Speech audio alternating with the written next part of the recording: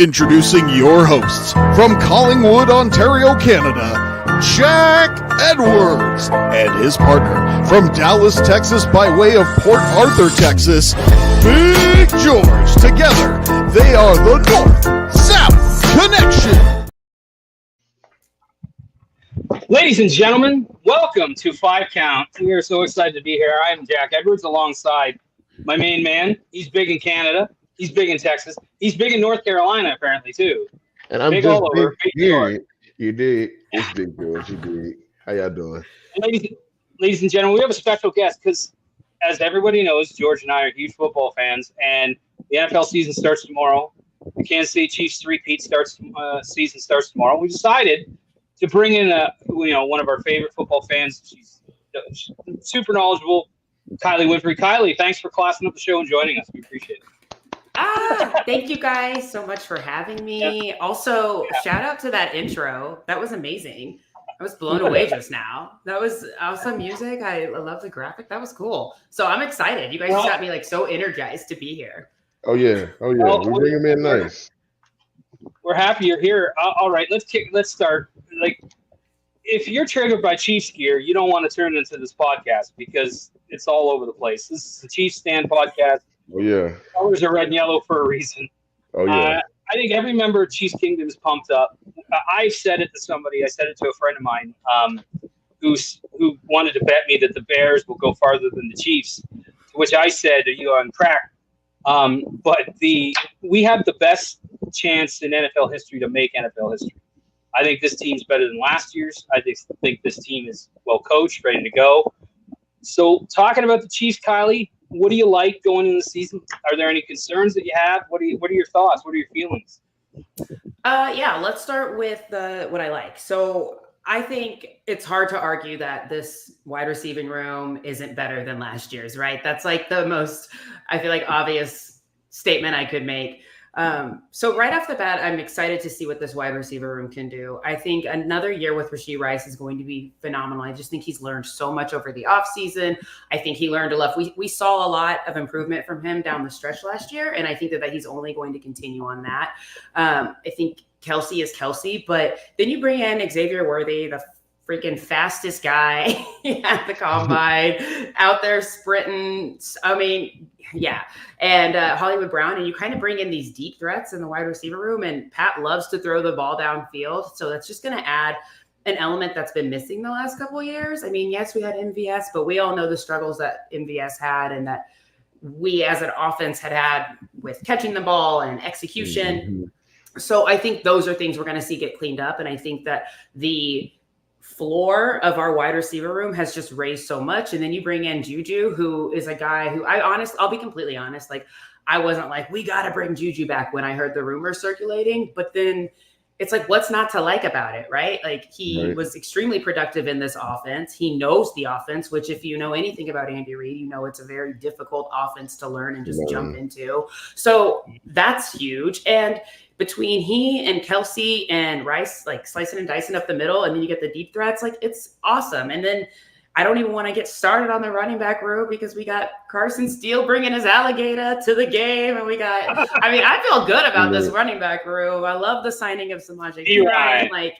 it's going to be awesome. So I just feel way better about the offense as a whole. How could you not get excited about this entire roster? I mean, me personally, I'm always the love of the fat boys. We got to make Earth move, and I like the Earth movers. Kingsley, I love what y'all got with Kingsley. I love the draft pick. I love the time that they took to kind of let him learn the offense a little bit. Then he kind of works with the ones a lot more. Working with Joe Tooney kind of is going to help him, elevate his game a whole lot more during the season. I feel like that continuity with the offensive line is very, very important. So, of course, once you kind of get that unit worked out together, I think this team will be unstoppable. Every weapon will work. Everybody will get open. I mean, Xavier Worthy going to take the top off of everybody, so you don't have to worry about that, which frees up Kelsey, which frees up Marquise Hollywood Brown, which frees up Rashee Rice. If I go down this list even longer, everybody's going to shine, and nobody's going to hit 1,000 yards because Pat going to hit every target that he sees. So it's going to be one of those years that you can't really not be excited about this offense. I'm excited about the defense too. I mean, having Chris Jones from training camp to now is extremely important because, of course, getting him back into the swing of things, making sure he gets continuity with the guys, everybody knows what he likes. He likes to be in certain spots, how much everybody's going to move him around. That defensive line rotation is going to be absolutely crazy. I'm ready for Charles and Especially when O'Malley gets he back. does. Like I'm looking forward to everybody kind of getting their spots and shines. I'm ready for George Karlaftis to go ahead and go from a 10 sack guy to a 12 sack guy easily. And I think something that can happen this year. So I'm just excited for the team to kind of do their thing. So I'm ready. I'm ready for tomorrow. I like two groups here. I really like our running back room. Like the P Ryan, like you had mentioned, George, we were talking. That dude killed us every single time we played. Southern smoked us like barbecue. And Andy Reid loves this good screen game, and he's a really good screen back. Plus Carson Steele, obviously, with Pacheco. I like that room, and I'm a big fan of our defensive tackles. I think Turk Wharton is going to be an underrated guy having a good season. I love Mike Pennell. I think Mike Pennell really brings a lot in the middle. Derek Notty's coming back after his best season ever. Hey, somebody has a little bit of bias about the Derek Notty season. It's not gonna say no names. Listen, I was super skeptical going into last season, and he put my big old foot in my mouth because he performed. He played very well. So happy to bring him back.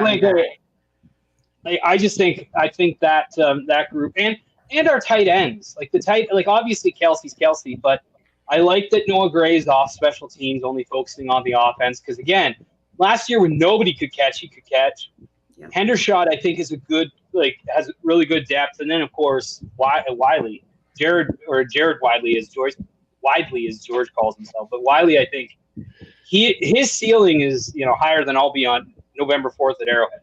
Like his ceiling is super high. So I'm excited for this team. I think that there are people kind of, well, I mean, I don't think they realize how good this team is. Like we won the Super Bowl with dudes who couldn't really catch. I mean, respect to them, they did eventually, but now we got guys like that 4.2 speed of Worthy. Whether he catches the ball or not, you have to account for it, which just opens Rashee Rice right up the middle. Just give him the ball and let him run.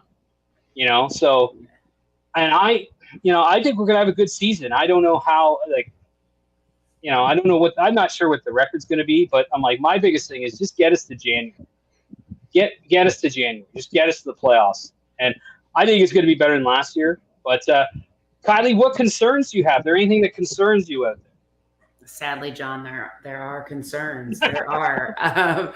If I was being honest, I mean, I know you were super hyped on the D line. I think you're exactly right in saying, Chris Jones' presence during training camp is not something to be taken lightly. He's such a leader, and if you're watching the franchise, you can see him kind of take guys aside and really tell them not only how to play the game, but how to have attitude with the game. And I think that that's something that really we missed last year. And then the defense came out and just absolutely killed it when he got back. So exactly. My concern is I haven't seen a second defensive back step up. I'm really excited about what we've seen with, I love Justin Reed, really excited about our safety room. Obviously you have to be excited about McDuffie, and so much respect to him. I think he's going to have an all-pro season. But I need someone to step up. And I feel like that's kind of been the conversation. It's is it going to be Williams? Is it going to be Watson to step up and be that cornerback too? That's my concern. And we got to be able to get, without Omenihu, that first half of the season, if we're not able to rush the passer and we don't have a defensive back who's on their guy like they're supposed to be, I'm just worried about those big plays that could develop. So I really love to see the defensive line step up early and kind of like you said, George Karlaftis, I think he's going to have a great season. I want to see him kind of set the tone early, and I'll feel a little bit better. Yeah, if we can get some good pressure early and start to learn exactly where our major pressure comes from. I know with some additions and subtractions that we had from last season, I know Willie was a big part for me in my mind as far as the linebacking core and how the energy he brought in some of those plays. Willie was a good piece that we are going to miss, but at the same time, I do believe in Leo. I do believe in, Drew. I do believe in Nick. So I don't have a problem with the linebacker room at all. It's just I want to see more from somebody else, like you kind of say. Mm. Those DBs are great. It's just like a mixed bag. And I feel like it's a mixed bag of talent. And all that talent is there and it has all this potential. But I gotta see somebody take that next step to be that guy. I mean, I Snead is gone, so you got to say somebody's got to step up in that spot and be that guy.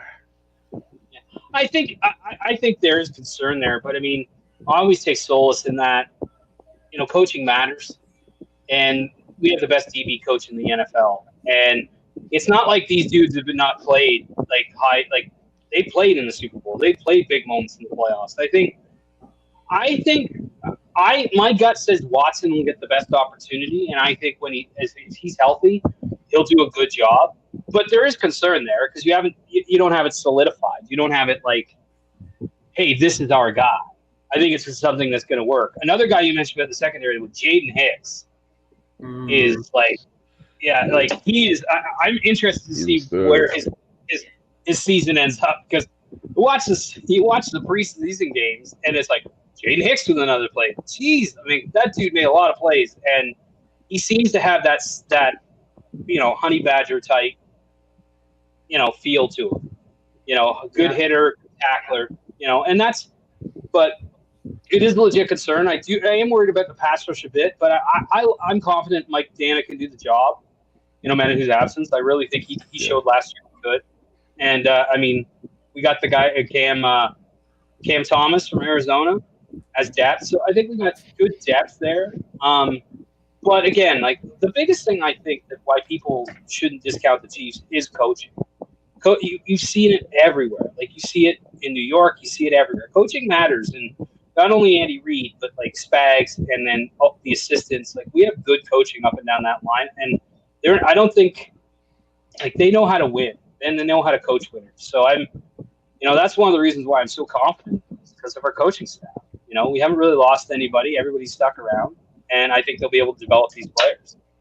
So Kylie, what's your prediction for the record? What's your record prediction here? I think it was 13. I did this before, and I'm pretty sure it was 13-4.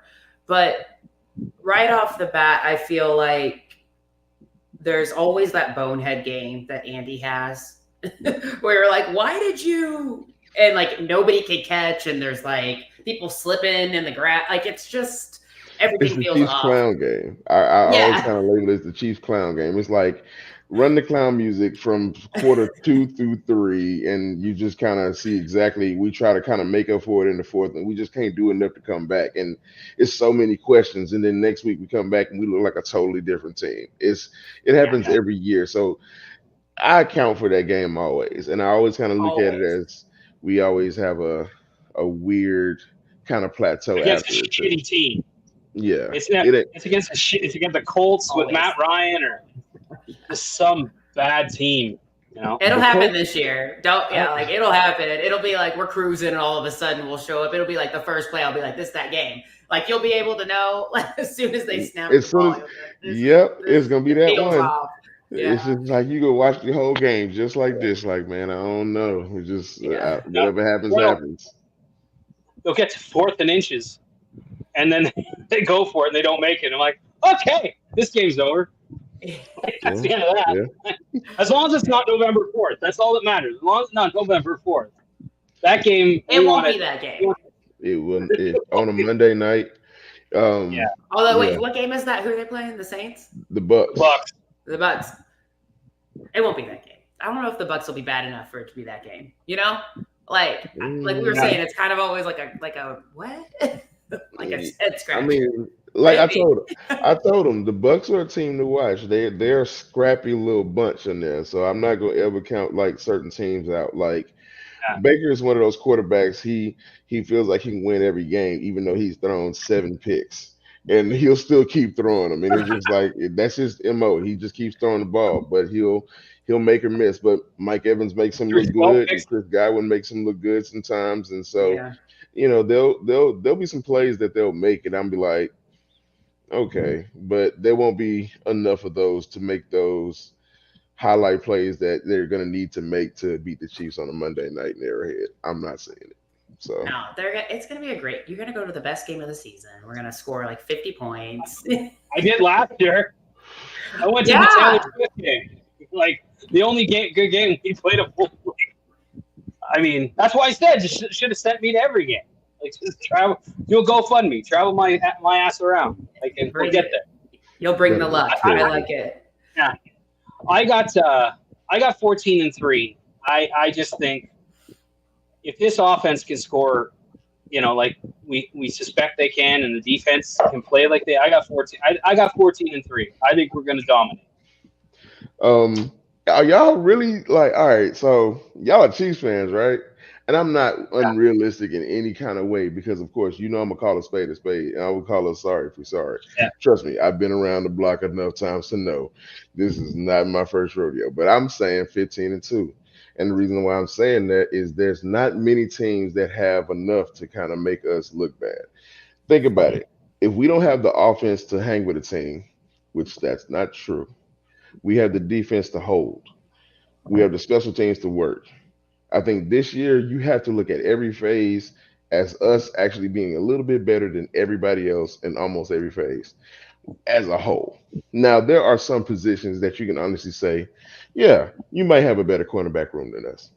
Let it be known. But at the end of the day, as a defensive unit, might not be better than us.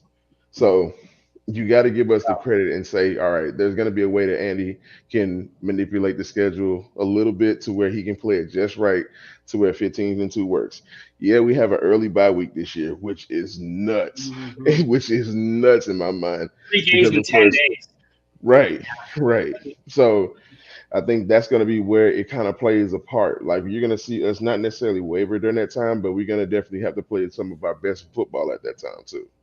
So I think 15-2 is realistic because we need that bye week. And I think we got a lot of teams on our heads this year. I mean, Baltimore going to start off tomorrow with a nice punch. It's just that we punch back with a bigger fist, baby. So that's just what that is.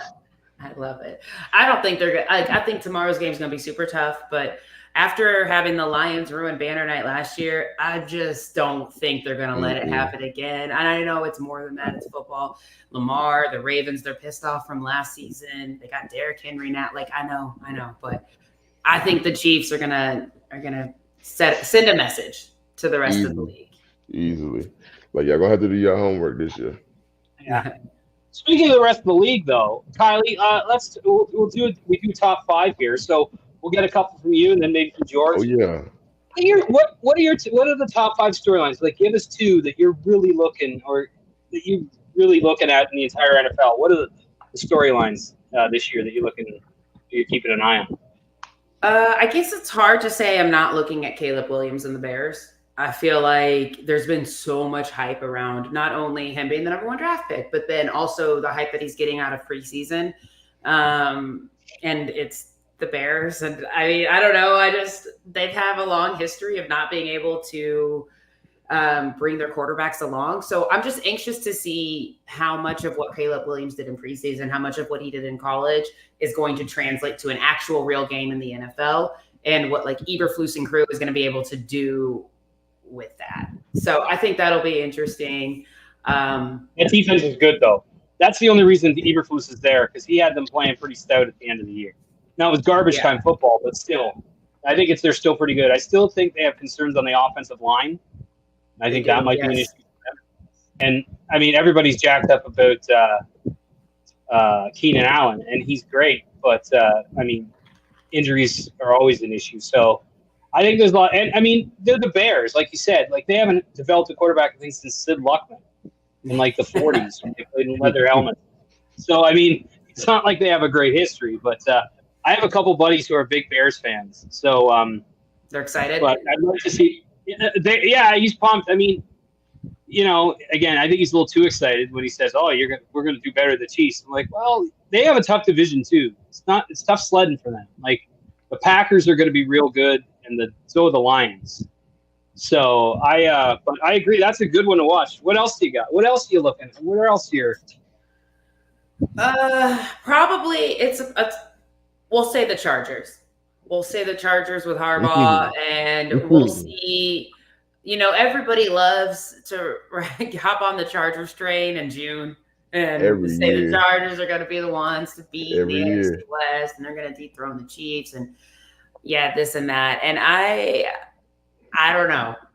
So it's interesting to watch. I feel like they have a ton of bad luck and injury problems on a regular basis, whether they get a new guys in there or not. It just seems that Justin Herbert has plantar fasciitis, I think, right now that he's been battling. So it feels like there's always something that's a miss with them. But a lot of hype around Harbaugh and what he can do and what he can bring to this team. So I'm interested to see what happens there. As a Chiefs fan, I think it's going to be the same result at the end of the season. I think the Chiefs are going to be the one AFC West champions, but it should make for some good football. What do you think? Who's going to catch the ball? That's the question. Like, who's going to catch the ball for the Chargers? I mean, Quentin Johnston, I think, is who they got, and he did not have a great showing last year. That's why I think it's so interesting to see, like, is Harbaugh as good as they say he is? Because they went from Toxic Staley, who was just, I don't know how he had a job for as long as he did. And now you've got Harbaugh that you're bringing in with all these expectations. Will he be able to rise to the occasion with what you have? I'm sure he will. He'll bring something. I think what it is not all right. So I don't look at the Chargers as this year being a year that I'm going to worry about the Chargers. I'm not worried about the Chargers until 2025, when they finally let Justin Herbert either cook or roast or whatever he's going to do. By then, you're going to know whether he's going to be here or gone, and that's going to be the thing about him. My worries are not even in our division. My worries are all literally in the AFC South. Yeah. Because not only do I worry about CJ Stroud, but the thing is that team has literally just been built overnight to be something of a powerhouse. And I think people aren't really paying attention to exactly what they really do have.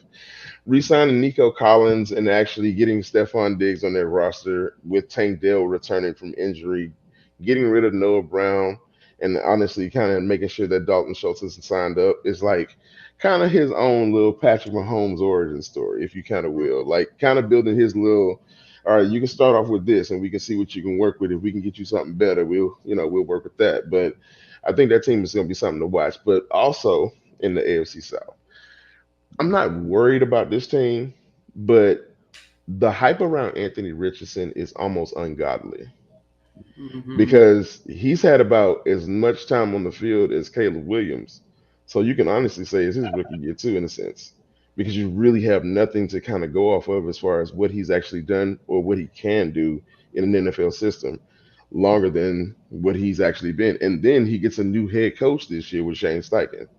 So you kind of have to look at like Shane was there last year. No, he was there last year. but you not being on the field and knowing how your coach reacts to how you play and how you guys adjust, like in the heat of the moment, it's totally different as far as what you learn on the sideline and how you can make a mistake on the sideline. In the game, when you down 13 points and you need to flip that thing around and you need to sit up here talking to your coach and he's like, look, take a swim, and you like, I ain't got nothing for you. How does he build into you? You don't know that. Like Anthony Richardson has had nothing yet. So Shane Steichen didn't do very much of a good job last year. So exactly what are you trying to say he's going to get from that relationship right now? That's what I want to know. What is the hype about? What is that team really going to look like with the quarterback they actually drafted to be there? So let's see what it is, because they gassing him up like they gave him everything. I mean, Jonathan Taylor's great. Michael Pittman is good, but let's see what he does in the pressure of a moment. He's got a lot of talent. I'm not gonna say he doesn't. That's not. I'm never gonna take that away from that man. That man can do things that I ain't seen some people do in a long time. But how does it translate to the field? I have him in fantasy. I got him in my what is it? People believe in him. See, I'm not. I grabbed him as my dynasty. He's in my fantasy dynasty league or whatever. He's one of my young QBs. So I hope. I hope the Chiefs can get past him, but also I kind of hope you're right because I need some points. I need to see it. I want him to be good. I want that division to be really good again because, of course, it's fun watching CJ Stroud win, but it's also it'd be more fun to see if he can be challenged within his division. I think within our division, we've been challenged so many times, and you can never say Pat never just had a challenge within the division. He's played, the Phillip Rivers and the the Peyton Manning's types and all the Broncos quarterbacks, the Russell Wilsons, the anybody you can throw in anybody's jersey. He's almost played them all. So he's had his way out of the AFC West. I just want to see these young quarterbacks take some of the same strides and not necessarily be, you know, the pushovers. I want to see Anthony Richardson be good. I want to see him have it. So I want to see what he got. So my storyline is a couple sides over. It's the AFC least because I have no idea where that's going to go. What are the Buffalo Bills with Phil Rivers Jr. this year? Like, what are they? They've lost a lot of talent. Like, Keon Coleman's nice. They have two good tight ends. I think Allen will make them better than people think. But I'm interested to see about Aaron Rodgers because that dude's been in the igloo eating acid salads for the entire summer. And apparently that locker room is a train wreck. Hassan Reddick isn't playing. And they have a really good defense. They have one of the best defenses in the NFL, and they have good weapons all over the place. But it's like, coaching matters. Is Saul a good coach? I don't know. I don't know. If the Jets could have. I mean, the Jets haven't had any success since Joe Willie Namath was wearing fur coats on the sidelines in 1969. It's been a long time. They're basically the Maple Leafs. That's what they are. But it's been a long time. And the Miami Dolphins, how's their defense going to be? I think there's so many questions in the division. And, of course, the Patriots are just one big question, so nobody really thinks about them. But I think the AFC least is going to be interesting because it could be either really good or really bad. So, I don't know because I don't know what those teams are. So I got the AFC least. I love that you just called it that. I don't think we have any.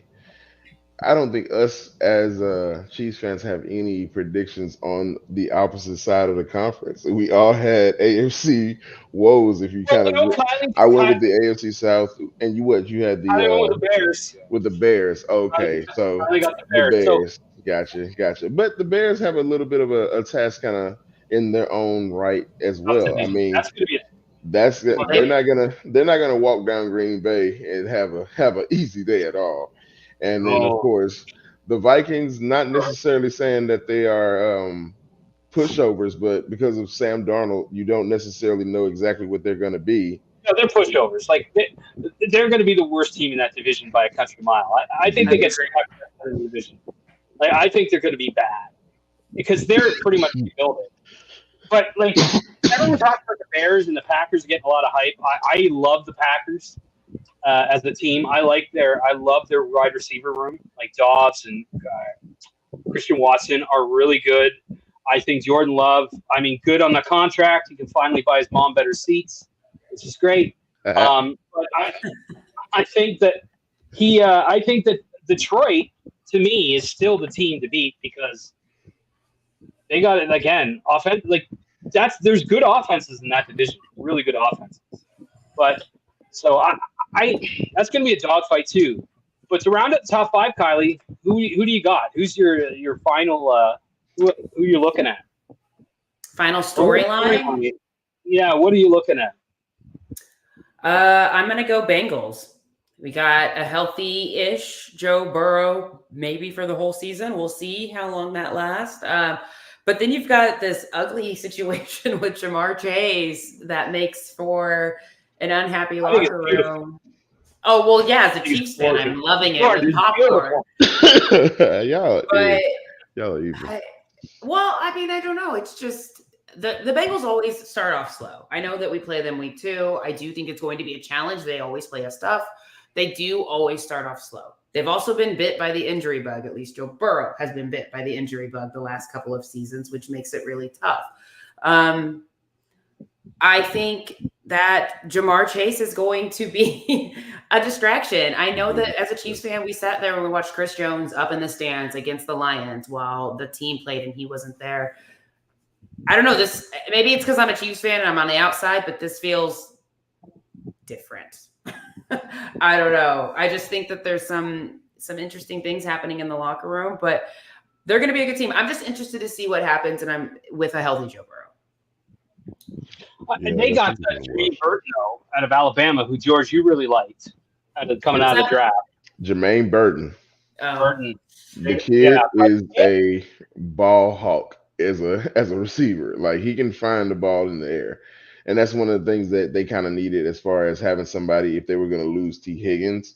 But, of course, with a young receiver like Burton, you definitely don't want to put that load on him that early as far as being a number 2 or a number 3 kind of guy as far as being this early in the system, especially coming into games like playing the Chiefs in week 2 and just kind of getting to later on down the season when they play the Bills. Like, of course, we're going to definitely have some of these, games that they're going to need a lot of receivers. But, of course, the distraction with Jamar Chase, I'm not going to lie, it's funny to me because you would think with Joe Burrow being your friend and everybody's all happy, you would definitely do what's best for business and kind of make sure that, the team is, squared away for at least week 2.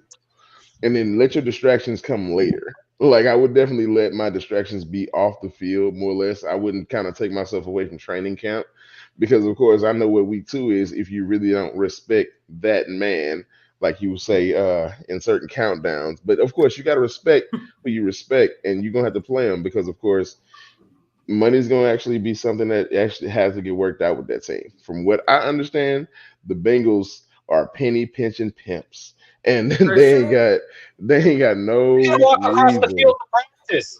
Like, they can't even build. They got to risk their lives already to go play football. Yeah. So I don't think like there's not any part of me that thinks that Jamar Chase will not be there to play the Chiefs on the following in a week from Sunday because of all that smack he talks all off season, how he doesn't respect Patrick. What's he gonna do? Sit there and watch from the sidelines? No way. And I think I don't know. I just think he's not playing this weekend, right? Because did he practice today? Yeah, he practiced today.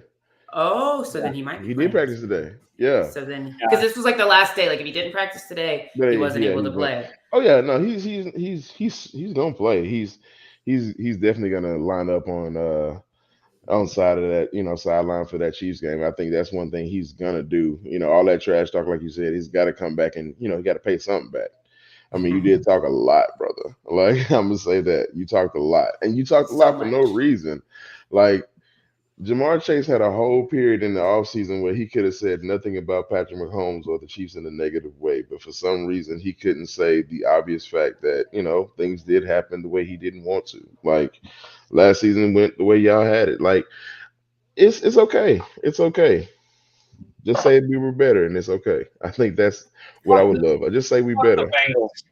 Like, fuck them. Like, didn't they lose some players on defense too? Like, I hope I hate them. And I don't really hate anybody, but I can't stand them. And they're like, you had 2. Okay, good. I can hate them. If to their fans, you had 2 good seasons. Like, can one of you name me who Achilles Smith is? Probably not. Like, I'm like, forget and plus another team that's in a tough division because Baltimore's good, Cleveland's no joke. Although, I mean, I hope Deshaun Watson throws 300 picks. But, like, again, the top division, I think they lost some pieces on defense. So. But you mentioned, like, trash talk.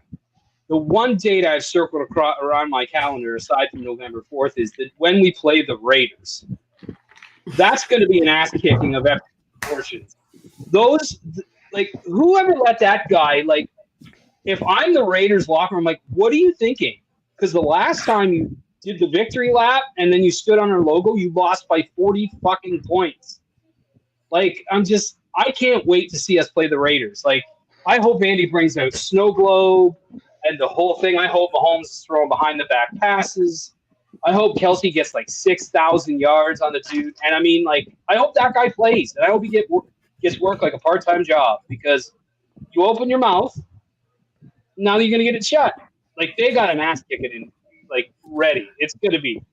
I guarantee you, the Chiefs locker room is just foaming at the mouth, ready to go for that game. Like I that was game just is tough on a looking. lot of people's scouts. When is that game? Oh, and it's the Sunday before Halloween, so it's always like a, the crowd is always super fun. There's always just. I'm pretty sure. I'm But pretty yeah. sure it's gonna be good.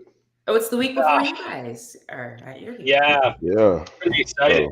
We're we're pumped about that. Like I went last year and it was the experience, experience of a lifetime. It was just unbelievable. And this year George is coming, Kareem's coming with us. Kareem is from the Kansas City area, but he's never been inside Arrowhead. George's never been to Kansas City. And Mike and I are the veterans of the group. So I said, don't worry, we'll take care of you. But Kylie, George, who's in the Super Bowl? I know who's going to win it, but who's in the Super Bowl? Who do you got for the Super Bowl? So who from the NFC is what you're saying? Yeah, exactly. I know who's coming from the AFC. Stevie Wonder can see that. I don't think it'll be. I feel like there's a lot of people hot on the Niners. I don't think it will be the Niners. I'm going to go Detroit. I think Detroit comes up swinging. They're ready to. I mean, they lost in such a devastating way last year. If you remember, they had that lead and they just blew it. They blew it. Blew it. And I mean, it'll be interesting to see how I'm blanking on their coach's name. Dan Campbell. Dan Campbell. I wanted to say Dan Patrick. I'm like, it's not Dan Patrick. That's another guy. Anyway, Dan Campbell, to see if he does like an overcorrection with his coaching this season. But he's that's just not who he is. But it'll be interesting to see if I think he'll stay a wild card. He'll stay a wild card. I think that's the way he does it. That's the way the team likes it. They like to be the hard nosed, go for it all or nothing type team. So I think he'll still coach the same way, but he'll definitely have to have them guys buy in a lot earlier. And what I mean by that is basically them having to kind of buy into that system. I know they're going to have to go early in some games, just like last year when they came out swinging against us. I'm not going to lie. They kind of played like they wanted to win that game, and so they did. And, of course, we didn't help, at all. We didn't do ourselves any favors by handing them the ball a couple times for them to have more opportunities. So, but this year, for me in the NFC, I can see Green Bay is literally the other team that you have to watch for. Jordan Love played so good last year in pressure moments that you can definitely tell he learned from those moments. He definitely can tell he actually is going to be a lot better in pressure moments, a lot better in those moments down the stretch. With a little bit better running back out of Josh Jacobs, the Packers are going to be something to watch because, of course, Aaron Jones is good, but if y'all remember, Josh Jacobs is one of those Alabama boys who can find the hole, and that's just how that rolls. Like he's a hard-hitting, hard-nosed running back, and I'm pretty sure Green Bay is used to having those type of running backs. So, he's going to definitely do some damage for them in that spring game. And of course, I know for a fact there's a couple of receivers downfield that are going to do some work with Dobbs and Watson, and they're going to be nice to watch. I don't think they're going to be somebody that you would expect to kind of come out of there because, of course, you do have teams like the Niners who people are very, very high on. The Cowboys, who are their fan base sees no zero. they don't know what a loss is, Jack. It's our year. It's our year, baby. They didn't won. It ain't been y'all's year since I've been in high school. Nothing. It ain't been nothing. But at the same time, you can honestly say that the Cowboys come every year with something. And of course, if they ever seem to get it right in the wrong moment, because the Cowboys beat themselves in moments at the wrong time. They get to their first playoff game and they forget how to play football altogether every year. It's something like when they say the schedule is 0-0, they think, all right, we're done again. No, that's not how it works. So I think they're going to have a good chance to actually make the playoffs if they kind of do what they did last year and just kind of keep, winning games that actually are easy to win, because they're going to have a couple gimmies with, the Vikings, the Bears could be potential gimme if, the Packers played them well. So I think that's going to be something to kind of watch for. The Packers are definitely going to be that team to kind of watch. So that's my That's my NFC hope. I'm going off the board. I'm going way up. The Atlanta Falcons. I think that the Falcons are going to Hey man, rise. hey John, we can go ahead and wrap Oh, this one up. It's You about took 8. I It's about like 8:50. this pick. Because I like mean, the Falcons, I don't man. agree with it, but I like the spicy here's the take. here's Yeah, the wrap why. this one up. Because like I don't their defense. No, they got Judon. They got Terrell. They got some good pieces on defense. I think that might be where they fall short. But offensively, weapons wise, there aren't many teams in the NFC who can match them. Like Bijan Robinson is like a top 10 back. Kyle Pitts should be a top 10 tight end, but they never used him. I think they will. Drake London's really good, and like they have a stable quarterback, a guy who can win. I know there's a lot of questions, and they're in a weak division. Like they're in a weak division, and I think that they can, And I just look at them. I'm like, to me, there's always that one team that for me that comes out of nowhere and somehow finds their way in, and I think it could be the Falcons. And I think they got a good coach that their players will play for. I do like Raheem Morris, so I'm not opposed to Raheem Morris. So weak division and then like last place schedule, second to the last. Yeah, because they were hot garbage under Arthur Smith. So I think they're a good fantasy pick, but I just don't know as far as a playoff run to the Super Bowl against the Chiefs is not necessary. Like you said, I put it to you like this: if they hypothetically, of course, if they get to a playoff in any scenario, they run a gauntlet that's nasty. I don't care what scenario it is. If the Atlanta Falcons get to the playoffs, that NFC gauntlet is going to be pretty disgusting. Yeah. And that's when the defenses actually matter when they play against those offenses and vice versa. But I think I've got confidence in their weapons. I think their weapons are better than a lot of people think. Like Robinson was my guy. I said if he fell to the Chiefs, everyone's like, we don't draft a running back. I'm like, not if that guy falls, you draft that guy. He was one of my guys. 3 out of the 5 weapons you can't say honestly work as well as you would want them to right now. And two of them being Drake London. We don't know what Drake London really is with a real quarterback. And 2, we don't know what Kyle Pitts is at all. Like at the same time, he's only been really good in certain moments. And I think in other moments, he's looked like he's lost on the field. He's like a little bit of he can catch. He can be the gazelle. He can run down the field. He can do it all. And it's just like, I'm not seeing it. I got to see it translate. I got to see it on the field. And this year he has the opportunity of a lifetime with Kirk Cousins. I know saying that sounds far-fetched as hell because it's Kirk Cousins. But he has the opportunity of a lifetime with Kirk Cousins being the best quarterback that he's seen in the NFL, giving some shots down the field. So I want to see him if they can stretch the field. Now, Bijan Robinson, I don't worry about Bijan at all. I think he's going to have a great NFL career. He's going to definitely be one of those backs that you're going to say that he's going to be in my mind like Saquon 2.0, but possibly better because he can have a better time in Atlanta than probably Saquon had in New York. So, that's my take on that. I like the team. I like the pick. I just don't know because, of course, that is a very, very fresh look on a team. But there's also a reason why I don't bet because I'm never right. I never bet. So. Yeah. Hey, I'm not saying you're wrong. Like I say, if you was a betting man, there's going to be some games you can be right. Yeah, so Cousins, I think, has I think he brings stability there, and I think their weapons, and I think their coaching is going to be better. And again, that schedule, I think they're going to be able to do it. But I mean, they're just like you took the. I was going the.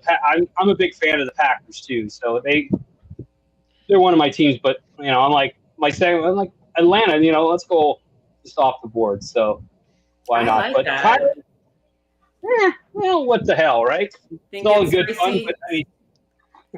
It's a good take. It's a good take. I like it. It was good. So I don't know. Kylie Cousins sometimes. Yeah, I mean, we'll see. I hope his offensive line's better than Atlanta because it sucked in fucking Minnesota. That's the thing you notice about quarterback. That dude got hit. I mean, that dude got hit like a crack pipe every single week. He was just boom, boom, boom. I'm like, get this dude somebody to block for him. Jesus, poor Who do you hang out with? Like what? What? But Kylie, thank you very much for joining us.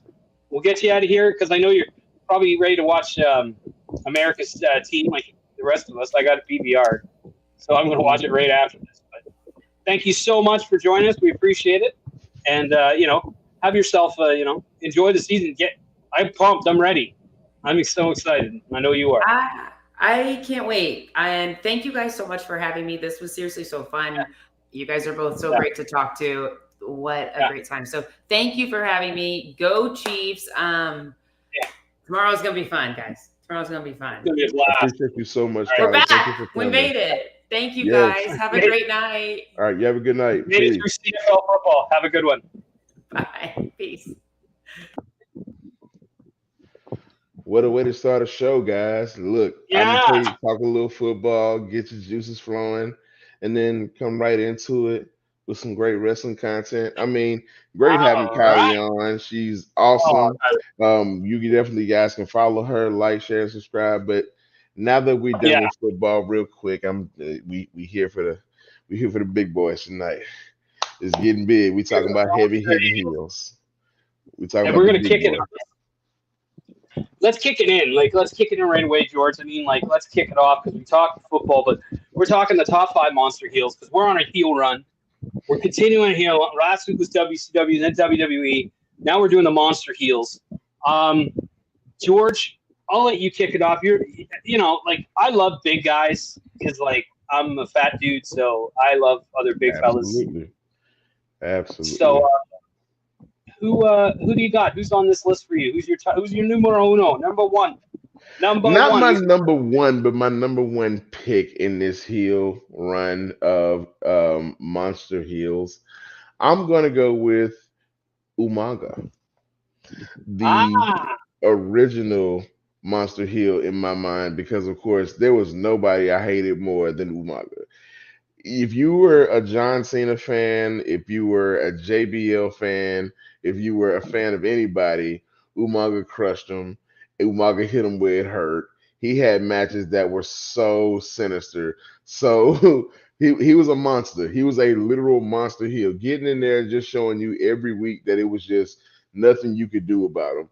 And so, of course, he might not be my number one pick, but again, he might be. I don't know, but Umaga is my number one draft pick right now. So, of course, that's where I start the list off. The Samoan Bulldozer definitely kind of did some damage as far as, coming into the WWE. And I mean, I think when he came in, it was just it was real calm. I mean, there wasn't any monster heel like that even around. I mean, of course, they had certain monster heels that were there for a while already, but of course, there was nobody like that. I mean, he came in and took over a lot. So I think that was something that you can't pass him up. And that match he had with Cena at the Rumble might have been Cena's best match ever. It was just so good. He was a really, really good heel. Actually, my partner Tornado, he wrestled Umaga and Rosie when they were 3-minute warning when he was doing dark matches for the WWF. And he's like, Umaga picked him out because Tornado was great at taking bumps to make guys look good. And he said about Umaga, he's like, everything looked like it killed you, but it didn't. So nice, so light. Exactly what it's supposed to be. Just I liked him. And so my pick, we're going to stick with the Samoans. Yokozuna. You can't talk about monster heels without talking about Yokozuna. For me, when I was 13, 14, I remember the first time I saw that dude, is who is this guy? Because nobody looked like that. He was so enormous. And I mean, the gimmick was awesome. But the one thing about him was, for a big dude, he could move so well. I mean, that's every Samoan. Every Samoan's, you move. Big dudes, you kind of, they could all move. But to me, Yoko was the guy, I think, who kind of, to me, he was one of the better ones, I think, of the Samoans. To me, I put him very high in the top Samoans. We'd probably do top 5 Samoan list. But I put very high in there. It's he looked like stuff killed you. I mean, I remember Jim Cornette telling the story that when it was the top guys, he would do the bonsai drop of the quarter. And the top guys, he'd take it easy. The job guys, he would, you'd see it. He'd really make it lay it in. So, but he had good matches with Bret Hart, good matches with The Undertaker. I was a big Bret Hart fan around that time, so I wasn't a big fan of Yokozuna. I hated it. When he won the title, I hated it. I hated it worse when Hogan won the title at that time because like it should have been Brett. But it was Yokozuna to me has got to be on the list of is one of my guys. So I got Yoko. 2 Samoans kicking off the list. Surprise, surprise. As usual, it's always the lineup. Somehow we kind of connect as far as who we want to start these lists off. But maybe not, somebody's favorite somewhere down the line, but a very undeniable monster heel, and in my mind, one of the top monster heels of all time, Kane.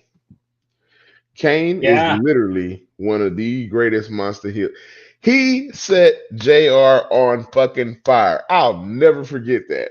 Like, y'all was just having an interview. Where the gas can came from, bruh? Like, you just set this man on fire for what? Like, y'all was just talking. Set JR on fire. I remember when he was shooting people in the face with flares. Coming out initially just being just diabolical as far as, him making an entrance. His debut, ripping the cage door off, was legendary. And I think everybody kind of understood who he was when he came there. He was never there to be any kind of favorite. He just so happened to become a favorite, but then all of a sudden he could turn right back heel and be still one of the best heels. I think he had 2 different heel runs. There was Masked Kane and then the Unmasked Kane who went on a tirade. So, of course, Masked Kane, he was never really a talker. Unmasked Kane, he did a lot of weird and off the wall random heel stuff. It was still pretty cool to kind of see him kind of get into his thing. The whole wedding with Lita, that whole heel run Katie thing. Right. The Katie Vick angle, I'm just like, that was just, I don't, we kind of write that off as one of the mulligans, I guess. I don't know if that was actually something that was actually a good idea. But Kane is definitely up there. Yeah.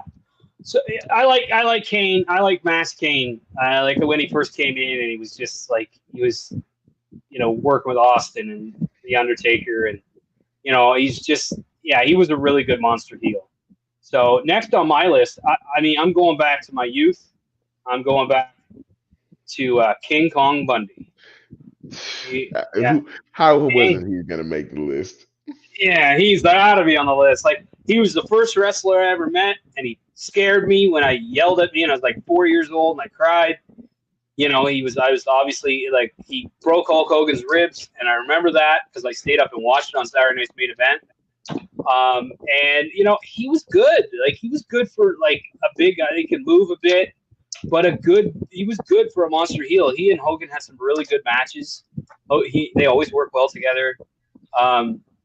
He had good, and I loved when he dropped the elbow on the little guy at WrestleMania. Little Beaver, like WrestleMania 3, he body slammed Little Beaver, the little person, and then dropped the elbow on him. And it was like, that was so good. Like, you knew it was coming. You're just waiting for it. And even to this day, when he does it, it still kind of I still love it. Like, because it's the ultimate heel thing to do. Kind of drop him, Like King Kong Bundy, to me, he was one of the first monster heels that I remember really, hating. And I was lucky enough to have a conversation with him about coming in, and he was always very nice. But King Kong Bundy for me has to be on that list.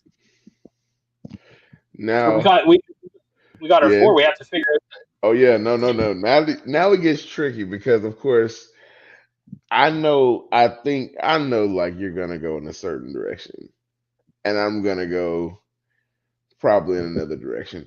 I told you a lie earlier because of course I don't know where my pick is gonna come from because it's like it's a steel trap up here. But I would love to know who your submission for pick number 5 is. My submission is. I haven't even checked the comments either. We were so busy talking to Kylie. But my submission is Abdullah the Butcher. Yeah. Talk about a monster heel who did it all over the place, worldwide, Canadian. I think for me, like, there's no big. For me, there was like he was a monster heel. He was a monster. Like, I mean, legit monster. So my submission's Abdullah. Like, I think Abdullah is, he drew money everywhere he went. He was a big star. He had that, like, he didn't, you know, he never came out of character. He was awesome to me. I gotta throw his name out there. So, but I'm willing to listen to ideas. But Abdullah the Butcher. It's not just because he's Canadian. I heard it come out 3 times. I'm just saying. I don't know if it's not about being Canadian. It's damn sure, working his way in there. But I'm gonna say, Yeah.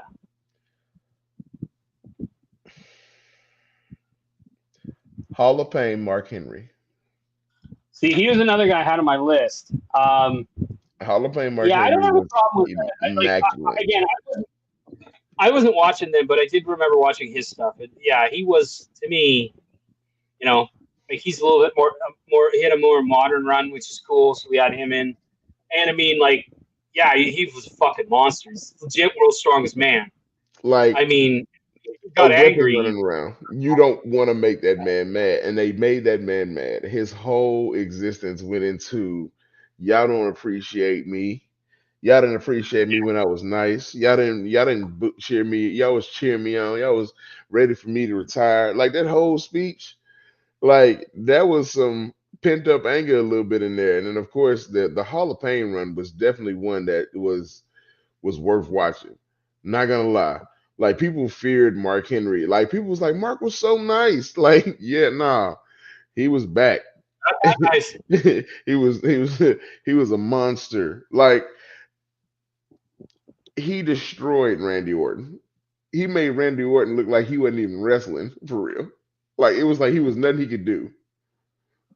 So The strength yeah, was godly. That was the thing. He was so strong, and he had such great aggression. Like that was, I liked him in the Hall of Fame. So I definitely, I have no issue with it. He was one of the names on my list of guys that I figure would be on the list. So I figure it would be, and you did pick an ECW guy with that Cadillac grill belt or whatever the fuck you call it, the worst belt in the that history of the business. big ass PT Cruiser grill. What the fuck is that? Like that was the ugliest belt I've ever seen in my life. But of course, he held it. He was an ECW guy for a little bit, but he was Tony definitely a Atlas? big heel. You bringing Tony Atlas out? I loved it. So Abdullah moves to the honorable mention. So we'll move Abdullah to the honorable mention. Who else you got? Who else? Who's our honorable mentions here before we get moving? Honorable mention, Bam Bam Bigelow. Exactly. The name on my list is Bam Bam Bigelow. Bam Bam is definitely one of those guys. I just feel like he didn't have very much of a heel run. Almost too cool to be a heel a little bit, but definitely one of the fan favorites as far as being a big guy who can fly, who can move. He was one of those guys who, was really good at taking bumps. He made everybody look good. He looked good himself. Like Bam Bam was all over the place, but his heel run was actually really good too. He had several heel runs. One of his heel runs was in WCW where I watched him, Diamond Dallas Page had a heel run together. And then they had a finisher together called Greetings from Asbury Park. Why do I remember this? I don't know. I watched enough WCW to kind of remember. Just go back and find it. I guarantee you it'll be exactly what I said it was. But it was a nice little heel run. He had some where he would have his flame costume, his flame apparel. And then of course when he had his heel run in WCW, for some reason they had him wearing this big ass black corduroy shirt with sleeves cut off. I know he was hot, but it wasn't my favorite as far as what he liked to wear, but that was his heel run. He looked like a evil biker, and of course he was so much of a heel. He got to play a heel in movies like Major Payne. So of course, definitely take a look at some of the heel work there because he was definitely a heel in that movie. So gotta love a little Bam Bam Bigelow action. I got to throw Andre the Giant in there. Like, I mean, he kind of transcended like wrestlers. So it was like And I mean, this is our favorite, so people will say, how can you not? Well, but Andre the Giant, like, as soon as he became a heel, was such a good monster heel. Like, obviously, I had a Bobby with him, but Andre the Giant deserves honorable mention for the work he did because he was really good. But like, you watch Andre as like when he was younger as a babyface, like he was so athletic for a guy who was so big, like just insanely big. So I like Yes. Andre. I gotta throw Andre in. I don't mind Andre at all. I think Andre is a great pick to kind of put in there because, of course, Andre is definitely one of those, like you say, he transcended the business a lot. And, of course, having a guy that big not going a heel run is amazing. Oh, another honorable mention, speaking of big guys like Andre, I think we talked about this earlier, the Big Show. Like I stated, he's not making the list as far as one of the top fives, but definitely an honorable mention because the Big Show he came in as a heel. He was working with Mr. McMahon in his regime, and they was trying to screw Austin in that Hell in a Cell match. I mean, in a cage match. So of course, he definitely came in on a heel run. Of course, he was one of the corporation members for a while, um, and then of course, he had a little bit of a gimmick run where he kind of did everybody else's thing for a little bit. They had Shokishi and all kind of other shit. So, but that's one of those whenever he wanted to kind of be a heel, he He would was a definitely heel. flip the switch more times than any. So he was definitely one of those Yeah. heels that you can say he was a monster heel at some points in times. I guess I'll pick the last honorable mention. I got to go with Earthquake. Oh, Earthquake, absolutely. Earthquake was really good. Like, and a hell of a worker. Like a really great. I watched a match between him and Hacksaw Jim Duggan, and he went over the top rope, and he like went right over, and he was like 450. Like another guy who was really big, really athletic, and when he squashed the snake, that was like, to me, that was such a That was a cool slap in the moment. face.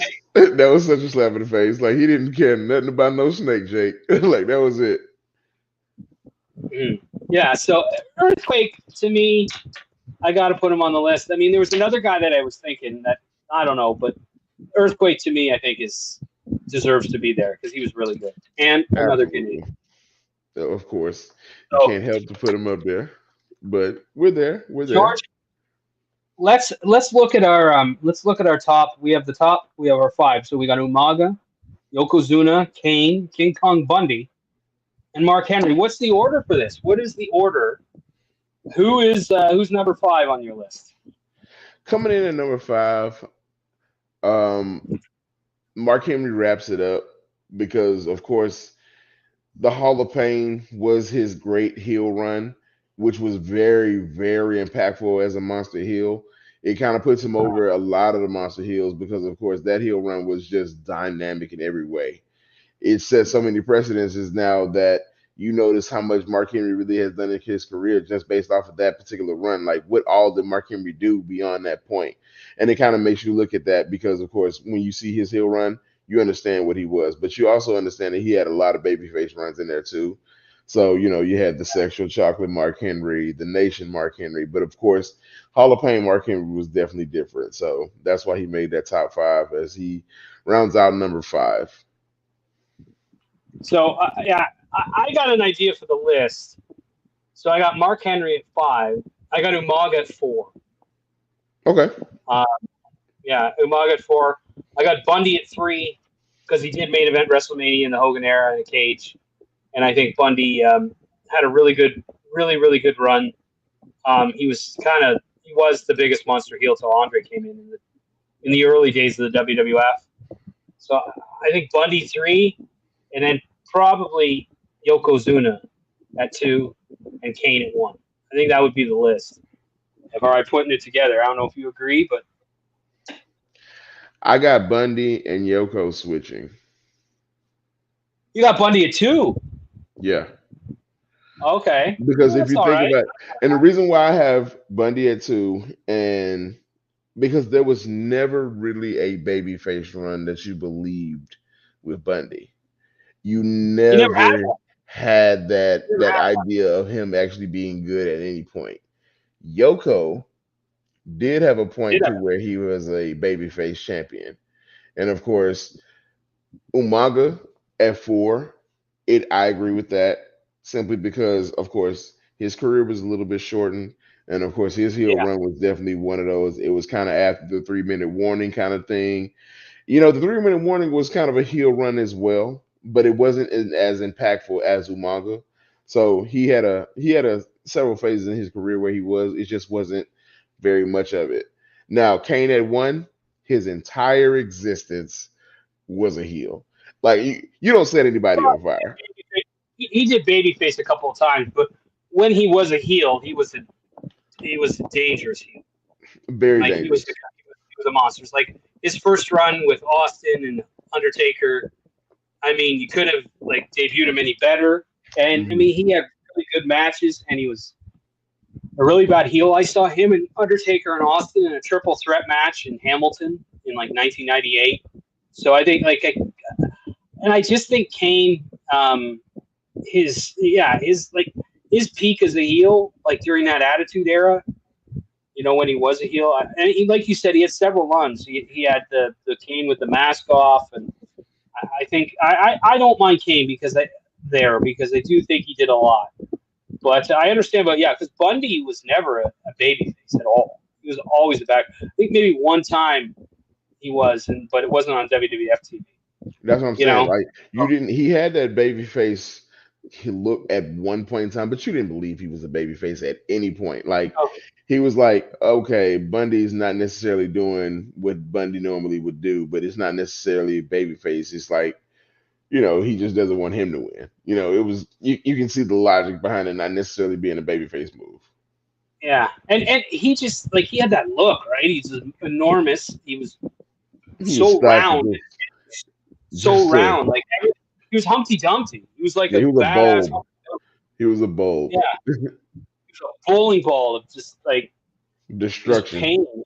Yeah, bowling ball the avalanche that he did, like he had the big splash. Like it wasn't, it was very simple. Like, but everything he did made an impact. And if you were big enough as a star to main event a WrestleMania with Hulk Hogan in that era, like you were a really believable heel. And I mean, he put Hogan out. I mean, that was a huge angle. Like he put him out, the ribs and the whole deal. And that was a big deal. So yeah, definitely Bundy. Yeah. I think there's some good people on the list. I mean, there are a few that we probably missed that respect. Like, I love One Man Gang. I always loved One Man Gang. I always thought he was really good. Like, I love Boss Man's heel stuff, although Boss Man was a babyface for so much of his career. But I love Big Boss Man's heel stuff. So there are so many. There were so many really good heels, and that was the great thing about the WWF in the '80s was because who Hogan was, and he was 6'6" or whatever he was. He had to have big guys to work with for the most part, and he had monsters. Kamala, Kamala, Big John Studd. Big John Studd, yeah. Like there's one that there's a guy that never gets enough credit. Like I'd be willing to throw him on the list, like the honorable mentions list if we had to. But I mean, there were the really good monster heels in that area, and guys who knew how to work, and guys who really knew how to get over. I mean, there's some bad monster heels, but I think I like the list. I really do. And, I like the guys on it. Like, I think that, and the honorable mention list is Abdul the Butcher, Bam Bam, Andre, Big Show, and Earthquake. Like, again, just top-notch guys. All of them top, all of these guys at one time were top guys. Like, you're not going to find a monster heel. Obviously, Vader's a mission from the list, but again, we had Vader last week on the WCW list. Right. That's exactly why I looked him off. I don't want to give you the same list over and over as far as what monster heel. I mean, Vader is a good monster heel, and of course, we could have put him in there an honorable mention, but we're mentioning people that we haven't necessarily mentioned that a lot of times. So, of course, we like I say, Big John Studd can definitely be in there. Kamala could definitely be in there. We definitely want to kind of highlight some of those guys too. Some people would even say Bruiser Brody if you really want to turn the clock back. You could. I mean, but he was interesting because he was a heel in a lot of places, but some places he was an ultimate babyface. Like, so he was a babyface in Texas, and so he was kind of mixed. He was just a big SOB who could beat the piss out of you. That was basically his gimmick. So right. he did it well, but a really good list. I like the monster heel list, and I'm like Bundy for me though is like he's the most sentimental because he was the first guy. Like when he was the first guy, and I just remember like his. I remember when I still remember when he looked down at me, just his mass, just the size of the guy, and I was like big as a minute, so it was like crazy. But an awesome list, and George, like his heel run is going to continue. We got cool heels. We got like heel tag teams. There's a lot of heel tag teams, I think. Yeah, there's a couple. There's a couple heel tag teams that a lot of people are just kind of, glazing over, but their heel run was actually a little bit better than what most people would actually say. Some people hated, Cade and Murdoch.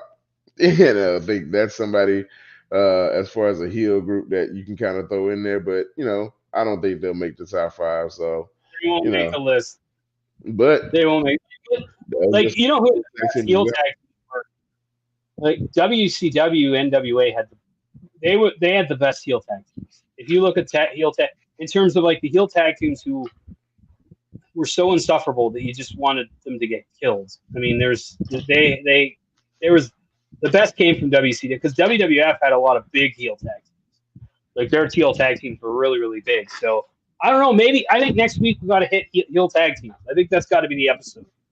It might be. We can put out a poll with 2 shows. We'll put heel tag teams and then 2 cool heels because, of course, there's some heels that we haven't said on purpose this entire run that you probably have been itching and clawing at your screens. Like, what are you talking about? You guys suck.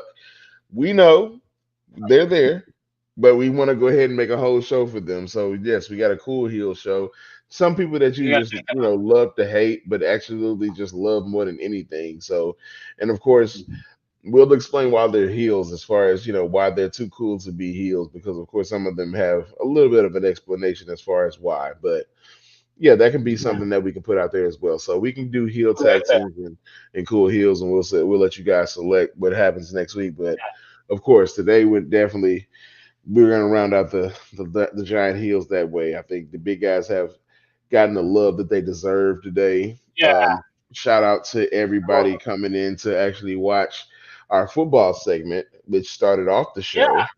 If you stuck around through that and then kind of stuck around through this, you are most appreciated. Of course, we didn't take too much of Kylie's time today, but of course, some days we'll kind of have a short segment about some sports, and then just kind of let you know how we feeling about certain things. I know, like, we were big Chiefs fans, so of course the game tomorrow with the Chiefs versus the Ravens kicks off the season, and so we're happy and excited to kind of see that kind of get started off as well. Countdown to Arrowhead when we actually do a live segment for about 30 to 45 minutes whilst in Kansas City, just to kind of give you guys a little bitty show to kind of show exactly how we're kind of running things down there, trying some of the new foods and things like that. If you heard us mention that a couple times, that's what we're going to be doing. But of course, we're definitely going to take the road on the show, and the show on the road, like they say. But of course, I like to kind of make this a formal introduction. This is like one of the chief segments that we had today that will probably not necessarily unfold into many, many more. Well, like I say, we'll definitely kind of talk a little bit about some of the things that are happening in football and other sports at points in times, but we'll definitely kind of keep it top 5 wrestling at all times. Top 5 wrestling. That's our base is wrestling. So, but thanks for everyone for joining us. Like, share, subscribe, and thanks for tuning in. We appreciate it, and everyone have a good evening. And we're excited and we're pumped up. And thanks for joining us.